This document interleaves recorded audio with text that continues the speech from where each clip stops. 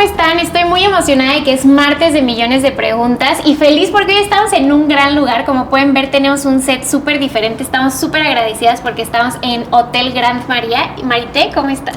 Feliz de la vida, martes productivo, martes de millones de preguntas. Ya saben que este día a mí me motiva, soy feliz, pero luego hay cosas que se añaden al martes, ¿no? Entonces es que vean el set que tenemos el día de hoy. Entonces está hermoso, al ratito les vamos a contar un poquito más de aquí, pero además de eso les queremos platicar de una gran invitada. Oigan, es que deberían estar en los hoy antes y después. Hoy estamos felices y emocionadas. Sí, antes y después, porque hay cada cosa que escuchar. Vamos a tratar de contárselos, pero hoy le queremos dar la bienvenida a Miriam Medina. ¿Cómo estás, Miriam? Muy bien, muy feliz, muy emocionada. Gracias por la invitación. No, gracias a ti por aceptar. Y les platico que Miriam es ortodoncista y creadora de contenido. También es mamá de 2 bellos hijos. Y siento que es como una concientizadora social. Yo no sé, yo ya te evalué así, yo ya te califiqué, ya te puse eso. Pero es que de verdad todo el contenido que hace es increíble. Así que cuando puedan, váyanse a dar una vuelta por sus redes sociales. Y ahorita estamos platicando con Miriam. Y quiero empezar, Miriam, porque tú nos cuentes un poquito, o sea, si tú te tuvieras que presentar, nosotros sabemos quién es, ya investigamos, ya te conocemos. Okay. Y ya te estoqueamos en todos Pero lados. si tú tuvieras que presentarte con un público que no sabe de ti, ¿cómo te presentarías? Lo primero que me encanta decir es que soy hija de Dios. Ese es lo primero que me encanta. Soy mamá, soy esposa, soy ortodoncista y creadora de contenido. Increíble. ¿Cuánto tiempo llevas en redes sociales? 5 años, justo empecé en pandemia. Creo que la mayoría de los creadores de contenido chiquitos somos de pandemia. ¿Cuál crees que ha sido uno de los mayores retos de haber, o sea, como que en pandemia siento que todo el mundo veía contenido, pero una vez que terminó la pandemia fue un reto más fuerte como los views y el tema como de crear comunidad, ¿no? ¿O no lo sentiste así? No, fue más fácil. ¿Sí? Sí. Pues la gente estaba, supongo, en las pantallas, ¿no? Ya había más recepción al contenido. Siento que fue más como al principio, que era como todavía que no se escuchaba mucho que dentistas eran creadores de contenido. O sea, como que estaba muy segmentado el nicho de creador de contenido. Yo ahorita me quiero ir a lo del contenido. Ahorita quiero regresar al tema del contenido porque también yo cuando surge este nombre de Mamá en Seguros, lo hice justo en pandemia. Digo, no soy creadora de contenido, chicos, o sea, sigo en el camino, pero era como un momento de poderme mostrar como vulnerable, o sea, como real. Yo decía, ¿por qué nadie dice la vida real de lo que es ser mamá? Y que amamantar duele y que, pues, nada más si la cirugía y tienes que cambiar al bebé, pero ahorita vamos a llegar a eso. Quiero preguntarte antes, cuéntame tu carrera de odontología, ¿dónde la estudiaste y qué fue lo que te apasionó para irte por ese camino? Me apasionó. Bueno, yo quería estudiar administración de empresas o comercio internacional. Eran como las 2 carreras que a mí más me llamaban la atención. Ajá, sí, como que te fuiste por otro lado. Sí. En marzo elegíamos la ficha y mi papá me decía, oye, a mí me gustaría que fueras médico. Entonces yo me metí al bachillerato de químico biológico para ver si me gustaba medicina o me iba por administración de empresas o comercio internacional. Y cuando estábamos en febrero me fui de vacaciones con mi tía que era dentista. Ella ya falleció, pero yo la vi trabajar y dije, yo quiero hacer eso toda la vida. Pero fue en febrero y en marzo ya teníamos que solicitar la ficha para la inscripción. Estudié aquí en la Universidad Michoacana de San Nicolás de Hidalgo en la Facultad de Odontología y la especialidad también la hice aquí en Morelia.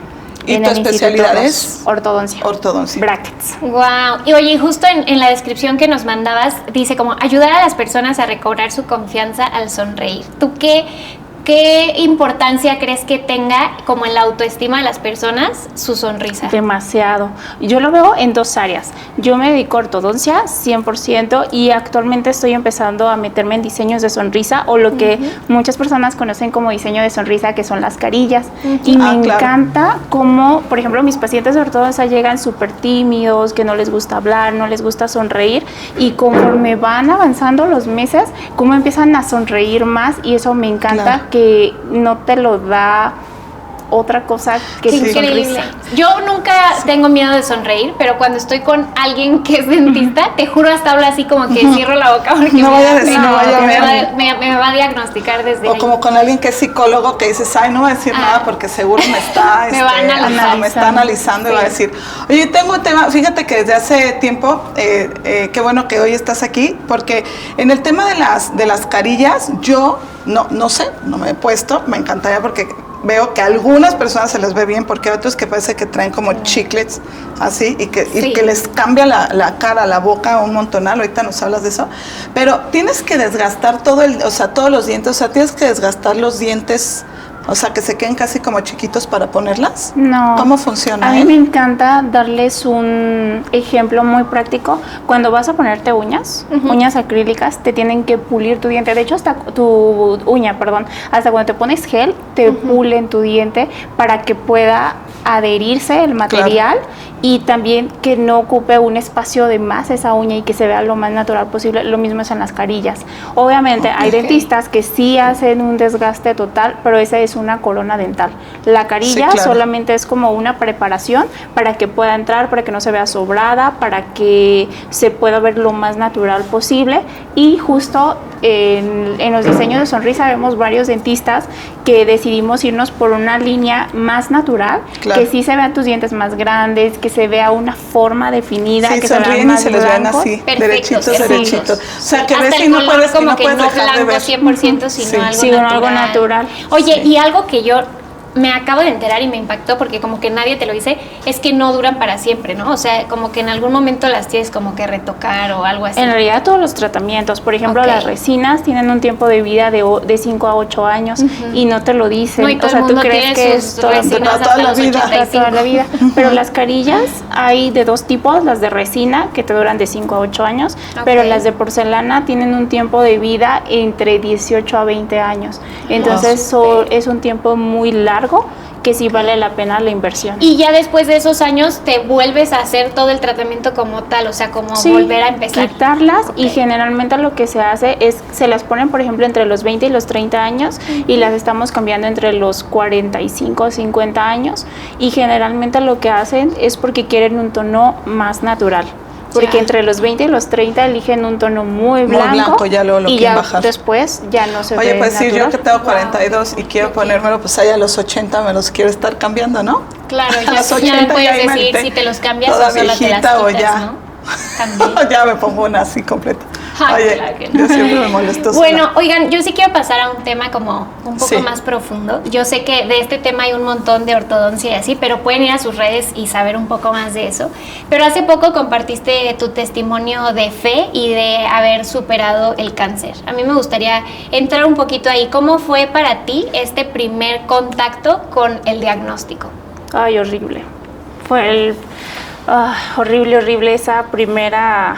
Es que no te lo esperas, porque justo esa temporada donde antes de que me diagnosticaran cáncer estaba en mi mejor momento profesional, como mamá, como esposa, y fue toparme con pared e irme hasta abajo. Y les compartí al inicio que yo no tenía una buena relación con Dios cuando me enfrento a un diagnóstico, entonces sin saber cómo regresar a Dios y decirle, oye, ayúdame. O sea, fue difícil y lamentablemente los doctores no te lo dicen de la mejor manera. Es como que parece que tiene cáncer, pero te vamos a hacer un estudio para confirmar si tienes cáncer. Entonces estás 20 días en el limbo de que no sabes si tengo cáncer, me voy a morir, qué va a pasar con mis hijos. Y ya te empiezas a imaginar mil cosas. Sí, para mí de todo el proceso de cáncer, el diagnóstico fue uno de los más difíciles porque no sabía, o sea, por empezar sentía que la enfermedad estaba avanzando y yo no tenía tratamiento. Como que esos 20 días tú decías, esto está evolucionando. O sea, yo decía, es que yo tengo algo aquí, Claro. ¿por qué no me lo quitan? ¿Esto fue el año pasado? Exactamente. Está muy reciente. Sí, exactamente. Yo me di cuenta el 31 de marzo, justo ayer hice un año, que sentía una bolita a raíz de que Matías, mi hijo mayor, se sentó en mí y me encajó el codo. Aclaro, él no fue el culpable. ¿Por qué lo tengo que aclarar? Porque yo le agradezco demasiado a mi hijo y a Dios que gracias a eso yo me di cuenta que me dolía. Y bañándome sentí el tumor y automáticamente como que empecé a sentir es cáncer. O sea, como que llegaban pensamientos y el 7 de mayo decidí ir con mi ginecóloga y me dijo, ¿sabes qué? Eso parece como mastitis, no sé... que hablas de parecía así. Sí, mastitis es como cuando estás lactando, se te cierran como los conductos y entonces se te hacen como bolitas que en verdad es como bien doloroso, te da hasta temperatura, pero sientes unas bolitas. Justo y se deshacen, pero no estabas lactando. No. Justo era lo que yo sentía. O sea, sin este golpe tú no tenías ni un dolor, ni sentías nada. Fue a raíz de ese momento que te diste cuenta que había algo. Sí. Wow, oye, ¿tomaste la decisión de ir al doctor? O sea, dijiste, bueno, no sé qué sea, vas al doctor un mes después, 2 meses después. Un mes después. Vas y te dicen, oye, pues ve y hazte un ultrasonido. Es que me dijo, parece como una inflamación de una glándula, pero ve y hazte un ultrasonido para salir de dudas. Y la verdad es que yo le agradezco demasiado a mi ginecóloga, porque si ella no hubiera tenido como esa duda de ve y hazte el ultrasonido. Si lo hubiera hecho más sencillo, oye, tómate esto para que se desinflame, ¿no? Porque pudo haber sido. Wow. Oye, ¿y cuál crees? Bueno, no sé, no quiero decir nada incorrecto, pero yo creo que si a mí me dijeran en este momento tienes cáncer, lo primero que pensaría es me voy a morir, ¿no? O sea, como que el pensamiento reflejo es la muerte, al menos eso es lo que yo pensaría. ¿Tú sentiste esto en algún momento? Sí, cuando me entregaron el resultado, a mí no me dio el resultado un doctor. Yo fui, recogí los estudios y los abrimos mi esposo y yo en el carro. Y cuando estábamos en el carro yo empecé a gritar como loca y decía que no me quería morir. O sea, eso era mi pensamiento. Obviamente se te vienen muchas cosas a la mente, pero para mí eran mis hijos. Yo decía, ¿qué van a hacer mis hijos? Y fue decir, no me quiero morir. Pero al mismo tiempo sabía que no tenía oportunidad o no tenía permiso de quedarme ahí. O sea, era como, ok, ya tengo cáncer, ¿qué vamos a hacer? Oye, ¿y qué? O sea, te dan un diagnóstico y te dan como un tiempo, te dicen, oye, pues, bueno, no te lo da un doctor. Entonces, pero ya después vas y te dicen, oye, pues tienes, porque, a ver, yo no he pasado por esto, gracias a Dios, pero te dan como un tiempo, te dicen, oye, tienes que actuar rápido porque hay un tiempo específico y disfruta tu vida, o échale muchas ganas, o bueno, en mi experiencia, lo que me pasó, cuando me dieron el diagnóstico, justo unos meses antes, una esposa de un pastor de Zacapu había pasado por el mismo proceso de cáncer, era el mismo cáncer, un triple negativo. Entonces empezaron a aconsejar a mi esposo de ir con un oncólogo, que si fuéramos al IMSS o qué hacer. Mi prima, hermana, tiene un primo que es oncólogo, entonces me dijo, ve con Pedro, él te puede ayudar, pero aquí el problema es que Pedro estaba en Veracruz. Entonces decíamos, es que si vamos hasta Veracruz o mejor aquí en Morelia o en Zacapu, ¿qué hacemos? Entonces estuvimos viendo oncólogos, el que nos había recomendado el pastor, el del IMSS y a Pedro vía telefónica. Y el que más nos convenció fue Pedro, aunque estaba en Veracruz. Y todo el mundo me decía que estaba loca porque iba a ir hasta Veracruz cada 21 días a hacerme la quimioterapia. Wow. Y me decían, es que si las personas que se las ponen aquí en Morelia, al viajar a Zacapu llegan casi arrastrándose, ¿tú cómo lo vas a hacer para poder viajar primero de Zacapu a Guadalajara, Veracruz y luego Veracruz, Guadalajara y Guadalajara, Zacapu? Y Dios lo hizo increíble. Y además eres profesionista y tienes 2 hijos y, o sea, es que aparte tienes un montón de papeles. Y algo que a mí me impresiona al verte en redes sociales es que atravesando todo este proceso tú seguías subiendo contenido y en todos tus videos te ves radiante, o sea, en verdad con una actitud súper positiva, animando a la gente. Veo como que te hacían preguntas como de ¿cómo le haces para no estarte quejando todo el tiempo? Cosas así, porque yo me imagino mucha gente se proyectaba, ¿no? Si yo tuviera ese diagnóstico, no sé cómo estaría o no sé cómo me sentiría, y aún así ella está creando contenido, está haciendo esto. ¿De dónde tomabas fuerza para eso? De Dios, 100%. Sabes, me encantaría platicarte porque fue la razón que yo lo decidí hacer. Fue muy errónea a lo que al final Dios hizo, porque cuando a mí me dan el diagnóstico, mi primer pensamiento fue, no quiero que nadie se dé cuenta que tengo cáncer, porque te hacen sentir que el cáncer fue tu culpa. que si te guardaste sentimientos, que si tenías rencores, claro, que si tenías un buen de cosas. No digas Entonces esas cosas, por tuve favor. un proceso donde yo sentía que el cáncer había sido mi culpa por no haber podido perdonar, por haberme alejado de Dios, por un buen de cosas. Entonces cuando lo acepto, yo dije, no le voy a decir a nadie, y después me cayó el 20 y dije, es que esto no va a ser un proceso de 1 o 2 meses, o sea, va a ser un proceso de no sé de cuánto tiempo y mi cuerpo va a cambiar. O sea, yo tenía muy en claro que iba a perder el cabello, que iba a perder las cejas. Entonces, por eso yo decidí hacerlo público, pero esa fue mi razón equivocada. Ahora me doy cuenta que yo no tenía control de mis pensamientos y de esas acciones, y Dios lo que quería mostrar era a través de otra persona poder ser testimonio para después, para muchas personas. Y realmente yo creo que tomaba ánimo justo del trabajo y de las redes sociales, porque para mí fue muy sanador y muy liberador poder compartirlo a tantas personas, y el trabajo para mí fue una bendición. Gracias a mis pacientes, yo no me quedé en mi cama. Yo llegaba el domingo de Veracruz, o sea, me ponían la quimio el sábado, llegaba el domingo 11, 12 de la noche, y el lunes a las 11 de la mañana yo estaba atendiendo pacientes. Wow.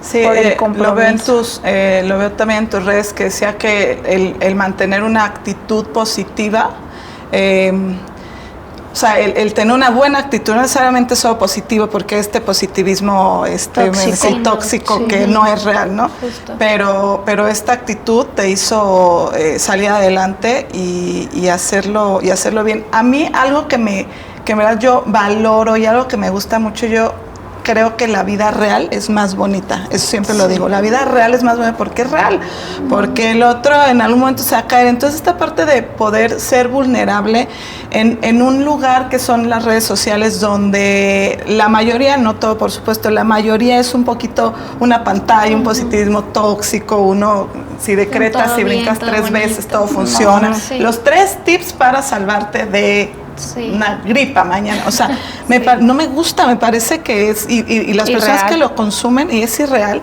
Entonces cuando ves realidad y cuando alguien es vulnerable, yo lo agradezco muchísimo, porque entonces digo, mira, o sea, conectas. Sí. Entonces dices, oye, entonces no estoy sola en esta vida real, no estoy sola en este mundo donde a mí, yo sí me pongo triste, donde, pues, híjole, pues existe la enfermedad, oye, te pones, estás triste, también están los hijos, hay preocupaciones.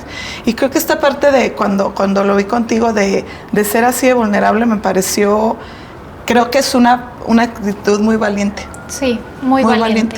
Te felicito, súper padre. Sí. Oye, y a raíz justo de esto del ser vulnerable, el decir la verdad, pues tengo una enfermedad, está pasando esto y así, me imagino que como reacción también hubo personas que te contaron testimonios, ¿no? Sí. Personas como que se sentían identificadas contigo o inspiradas por ti. Sí, un buen de mensajes, tanto en Instagram como en TikTok, que me hablaban y me decían, oye, voy a iniciar quimios, ¿qué hago? Y yo empezaba a darle, obviamente, mis tips. Les decía, esto me funcionó a mí, te lo recomiendo. Y si alguien que nos escucha dice, oye, voy a empezar una quimio, ¿qué hago? ¿Qué les dirías? yo lo primero que hice fue imaginarme que la quimio era la sangre de Cristo y no podía dañarme. Wow. Entonces, si tú te imaginas eso, no te puede dañar. Wow, qué impresionante. Y la verdad fue increíble que ninguna quimio me tumbó. Espérate, y se sentía alejada de Dios. Ya sé. No, o sea, en mi proceso yo me alejé de Dios, pero cuando me dieron el diagnóstico, yo llamé a las personas más fuertes de fe de mi familia y les platiqué lo que estaba pasando, y ellas empezaron a orar por mí y me decían, Dios te está diciendo que regreses, y me lo decían una y otra vez, y regresé, o sea, caí rendida a sus pies. Yo cuando ya tenía el diagnóstico, yo ya estaba otra vez cerca de Dios. Y cuando inicié la semana que me dieron el diagnóstico y que inicié la primera quimio, toda esa semana yo me estuve preparando mentalmente, porque entendí que era una decisión. ¿Quería pasarlo sola o quería pasarlo acompañada de Dios? Y entonces entendí que sola no iba a hacer nada, que solo con Él iba a poder atravesar esto, y no me equivoqué. Oye, acabas de tocar un tema importantísimo, que es la comunidad, o sea, personas fuertes en la fe o personas que amas, personas que están cerca de ti. ¿Cómo ves tú este tema de la red de apoyo? Yo creo que todos deberíamos, en general, de tener una red de apoyo, pero creo que cuando estás pasando una situación tan difícil en tu vida, las personas son muy importantes, ¿no? Sí, y también qué tipo de personas te rodeas, porque necesitas rodearte de personas que estén muy, muy fuertes de fe.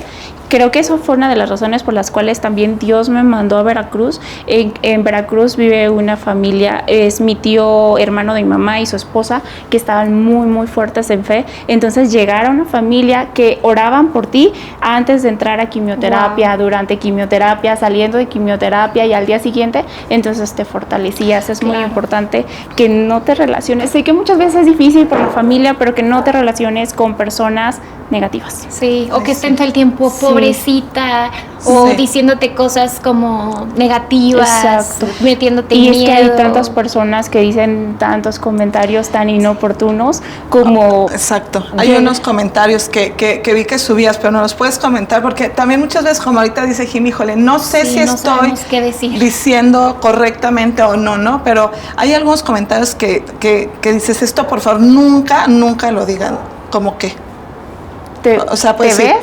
O sea, ya ni siquiera le agrego cómo, pero lo que yo les digo es, si no es en positivo, mejor cállate. O sea, si te ves flaca, si te ves gordo, sí. La verdad eso debería de ser siempre, sí. O sea, nada de te ves más delgada, te ves más... o por ejemplo, cuando no te maquillas, ¿no? Como que... Ay, te ves enferma o estás cansada, ese tipo de cosas no deberías decir. Si no es en positivo, mejor no lo digas. Claro. El otro, específicamente para personas de cáncer, tenía un conocido que, o sea, ese, ahórrenselo, de verdad. Tenía un conocido. Sí, porque el otro día me pasó que iba en una combi y me dice una señora desde lejos, o sea, ni siquiera aquí al lado platicando, me dice, oye, ¿es verdad que cuando se les cae el cabello se cae todo? Y yo dije, ay, Dios mío. Y luego lo peor de todo es que me dice, yo tenía una tía que le dio cáncer, se sanó y luego le regresó más fuerte. Ay, no. Válgame Dios. Sí, o sea, no opinen, no digan. Ay, no. Ay, no, qué mal que yo piense que se hubiera bajado y ojalá se hubiera tropezado la señora. No, yo sí las golpearía. O sea, olvídate. Oye, a mí me gustaría preguntarte, yo creo que tienes muchos, pero ¿cuál crees que es el mayor aprendizaje que te dejó el cáncer? Toda está buena la pregunta. ¿Cuál es el mayor? Que Dios es todo. Ese para mí ha sido una revelación que todos sabemos, pero ahora yo les había dicho a muchas personas y muchas personas creen que estoy loca, pero el cáncer para mí fue lo mejor que me ha pasado en la vida. Wow, suena demasiado loco, sí, porque justo yo se lo decía a mi papá cuando estábamos en el proceso, es que agradece el cáncer, wow. Y él como que no entendía mi concepto, pero en mi mente es como... Si tú agradeces, el enemigo no puede hacer nada contra ti, porque tú le estás diciendo a Dios, le quitas poder. Y la queja, ese sería otro, no te quejes. Wow. Sí. Mejor pregúntate el para qué. O sea, si a mí hace un año me hubieran platicado todo lo que iba a vivir, obviamente no lo hubiera creído, pero ahora entiendo por qué tenía que agradecer y por qué tenía que no quejarme. Wow. Algo dentro del proceso es que en esta comunión tan cercana también con Dios y en todo este aprendizaje, surge el Diario de los Milagros. Cuéntanos, por favor, cómo surge. Lo primero fue que yo antes escribía en un diario de manifestación. Entonces, como que había muchas cosas que chocaban. Yo soy cristiana y chocaban conmigo. Yo siempre le cambiaba la palabra, por ejemplo, decía querido universo. Exacto. Yo borraba la palabra universo y yo ponía Dios. Sí. Entonces, buscando, no encontré un diario que se dirigiera específicamente a Dios. Entonces, yo empecé como a escribirlo y justo pues la hoja que tú escribes todos los días va dirigido al Padre. Y a mí me encanta que mis oraciones sean escritas. Obviamente estoy orando durante todo el día, pero siento que en la noche que yo llego y agradezco lo que me pasó en el día, lo bueno y lo malo, y también que suelto todas las emociones, porque vamos acumulando durante el día emociones, entonces eso sí te puede enfermar. O sea, tal vez en el principio era como que yo lo tomaba como que yo solita me había enfermado, pero al final sabemos pues que sí, que las emociones te pueden ocasionar algún tipo de enfermedad, la ansiedad, es emociones que no tienes. Y por último, le cedo mis sueños pero desde el punto de vista de decir, yo confío en ti. ¿Puedo verla? Claro que sí. O sea, es como decir, este es lo que yo quiero, te lo entrego, pero haz tu voluntad. Y terminamos con una oración final. Sí. Todas las oraciones de abajo son diferentes y están inspiradas en un versículo. Y es increíble que no solamente a mí me pasa, a muchas personas les pasa, que escriben en su diario y cuando terminan de escribir se dan cuenta que coincidió todo lo que escribieron. Con el esta versículo y la reflexión. Sí. Wow. Nos decías que, porque ahorita nos enseñas, no crean que estoy checando su diario, ¿no? Pero que hubo una parte que lo escribiste y cuando lo leíste dijiste, esto no lo hice yo, o sea, esto no fue mi inspiración. Cuéntame de eso porque no sabes cómo me dijiste, cómo me puso la piel chinita, Sí. y no me lo quiero quedar para mí solita, compártenlo. Ok, cuando yo empecé primero a escribir las hojas como el machote, por decirlo de una manera, y las oraciones, eso fue, pero faltaban las instrucciones de cómo estaba dividido el diario, cuál iba a ser la función que iban a hacer, y justo un día antes de irme a Veracruz, en la madrugada sentí la necesidad de sacar mi celular y de escribir en notas, y empecé a escribir como agradecer y todo lo que tenías que hacer. La metodología. Sí, soltar Wow. carga, pedir. Y cuando terminé, lo leo y digo, es que esto no fue que yo lo escribiera, era como si alguien me lo estuviera... Sé que muchas personas pueden creer que estoy loca, No, pero aquí era no. como si Nosotros no. alguien me lo estuviera dictando y yo lo estuviera solamente escribiendo. A quien no tiene el diario como en su mano, hay que, digo, no tuviera acceso, ¿no? Porque ahorita nos dices dónde lo podemos conseguir. ¿Cómo sería este proceso? Entonces digo, a ver, agradecer. Agradecer. Luego ¿qué hago? Pues si yo Soltar tengo la mi carga. libreta. Ok. Sí, es soltar la carga, todas esas emociones, esas cosas que tú no puedes hacer nada. Por ejemplo, no sé, hoy me preocupó que un paciente le dolió una muela y yo no puedo hacer más nada más lo que ya está. No sé, de tu trabajo o de tus hijos, yo no puedo estarlos cuidando todo el tiempo, te lo entrego a ti. Eso sería como soltar la carga. Ok. Lo segundo, identificar las emociones. Muchas veces estamos ansiosos, tenemos temor y todo Sí. eso son puertas que pueden estarte atacando. Entonces es como te entrego estas emociones. Y por último, pedir. Porque luego no Que nos vaya gusta, nos bastante, sentimos ¿no? mal Sí. pidiendo, Pedir, ¿no?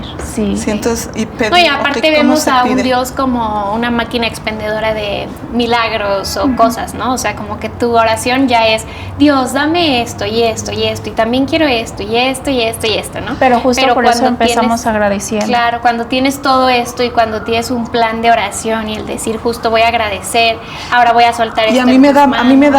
mira, hasta con Dios me da pena pedir. En verdad, o sea, el pedir, digo, yo ya no llego a esa parte, Pero o sea, tu identidad de hija no te debería No dar está. pena pedirle a tu papá. Porque en la Biblia dice Exacto. pedir y os daré. Sí.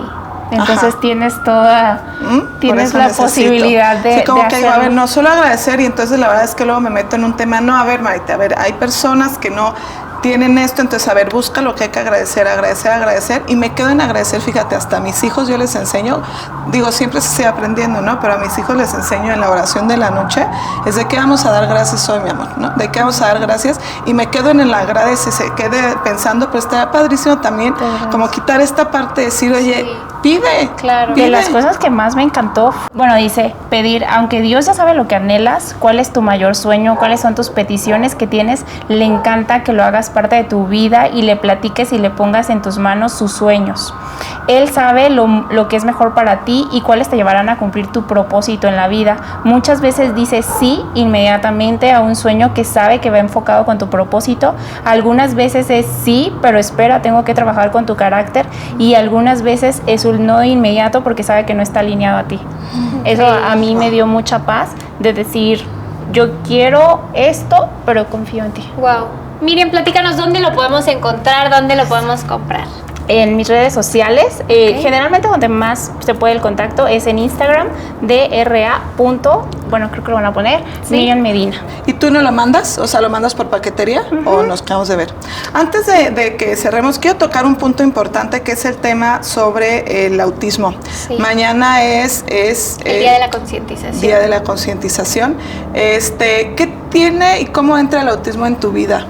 El autismo llegó en el 2021 cuando, bueno, probablemente desde 2020, en la pandemia, empecé a notar que mi hijo mayor se aprendió el abecedario al 1 año 8 meses, en español y en inglés, y yo siempre googleaba y decía, mi hijo hace esto, y siempre me salía autismo. Yo decía, no, pero mi hijo sí hace caso, mi hijo sí, o sea, como que todo lo disfrazaba siempre. Y en el 2021 nace mi segundo bebé, entonces en la cuarentena mi hijo mayor no salió a la calle y nosotros creímos que todo el retroceso, porque dejó de hablar, dejó de querer salir a la calle, había sido porque se había puesto chip.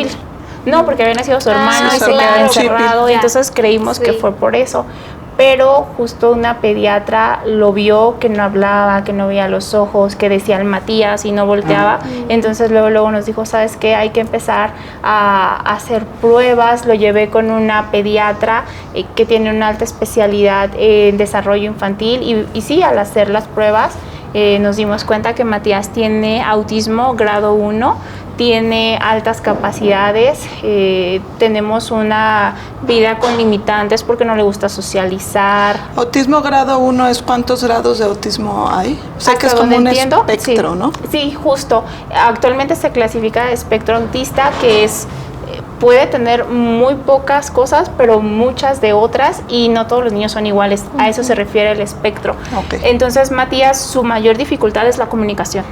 Él puede estar aquí y si tú le preguntas ya te contesta, pero nos ha costado muchas terapias, pero antes no tenía como esta relación como un niño, por muy serio que sea, los niños tú les preguntas y te contestan, y a un niño con autismo es muy raro que te conteste a la primera. Wow, fíjate que siento que hay muy poca concientización, información del autismo en general. Nosotras hace un tiempo tuvimos la oportunidad de ir a un centro que abrieron aquí en Morelia de autismo, y hasta ahí yo me di cuenta como de todas las necesidades especiales que tienen las personas que viven con autismo, porque pues en general el entorno no ayuda, ¿no? Para que ellos puedan estar cómodos, a gusto, que puedan realizar sus actividades. ¿Cuál crees que ha sido el mayor reto para Matías?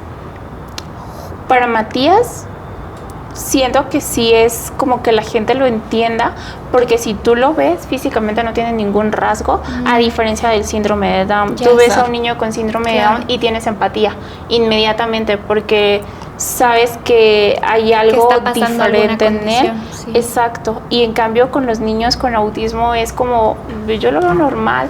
Y luego dices, oye, tal vez se porta muy mal porque no obedece. Sí. Decía una persona que lo más difícil, la que dio la plática cuando fuimos al centro, que era, decía, es que no lo puedo llevar a cortarse el cabello. Sí. O sea, qué complicado es, no puedo porque entonces no sé qué quedar, y entonces ya gritó y todo y me tengo que salir, o quiero ir a un restaurante con él y no puedo quedarme porque... y además las personas son poco empáticas, justo no hay ningún rasgo, entonces dicen, oye, esta mamá no sabe controlar a su hijo, oye, ¿por qué no le enseñan cómo hacerlo? Porque no tenemos información y no está, o sea, y cada vez más personas están... Cada vez más, fíjate, conozco a más personas que sus hijos o que alguien así, que alguien cercano tiene algún grado del espectro autista. Sí, el día de mañana, ¿qué es lo que pudiéramos hacer? O sea, es este día de la concientización, ¿qué sucede? Es un día para visibilizarlo exactamente, para que las personas se den cuenta justo qué es el autismo, porque muchas veces ni siquiera saben qué es el autismo. Entonces es como hablar un poquito, bueno, en mi punto de vista es como utilizar mis redes para que más personas se informen. Pueden ayudar portando una playera azul. Con eso das por entendido que estás en pro, pero no solo se trata el 2 de abril, o sea, esto es siempre, de siempre. Nosotros mañana en Zacapu vamos a hacer una marcha para apoyar a los niños con autismo. El año pasado fueron 450 personas, esperamos que este año puedan ir muchísimo más. Y que cada vez se les abran más puertas a los niños. Esta marcha la iniciamos otra mamá y yo, pero este año ya se nos unieron muchísimas mamás y sabemos perfectamente que tal vez las puertas que ahorita se les están abriendo va a ser más grandes para futuras generaciones. O sea, esto apenas es el comienzo y queremos lograr inclusión. La importancia de la comunidad. Muchísimas gracias, en verdad que nos amamos los martes porque a nosotros nos llevamos una cantidad de información, de aprendizaje, de personas tan padres como tú de conocer. Qué padre que pudimos coincidir. Muchas gracias. Oigan, acuérdense, ya saben, nos quedamos siempre con millones de preguntas, pero ya saben, nos pueden, si quieren saber más de Miriam, pueden buscarlo en sus redes. A mí me encuentran como @maritemartinezvip. ¿A ti? Como dra.miriammedina. Muchas gracias, Miriam, por haber estado Gracias a aquí. Yo ustedes. estoy muy feliz y muy emocionada y sé que Dios te va a seguir usando tanto en tus redes como en general para todo lo que estás haciendo, y gracias por ser valiente. Y a mí me encuentran como @jimprieto y juntas como @millones de preguntas. Y recuerden que todos los lunes subimos episodios de Spotify, así que no se lo pierdan. Gracias. Gracias, Bye. Andy Estudio. Gracias, Cassandra, porque vean estas cosas tan hermosas. Es porque Sí, si nos ven alguien guapas nos hoy cuida. es porque Sandy es muy linda y Alguien nos cuida. Y pone muy acuérdense, guapas. en el lugar que estamos, Gran María, está increíble. Este es solo un spot, pero tienen que conocerlo. Vamos a subir algunas cápsulas. Estén súper pendientes de nuestras redes. Y ahora sí, miles de besos. Nos vemos el próximo martes. Bye.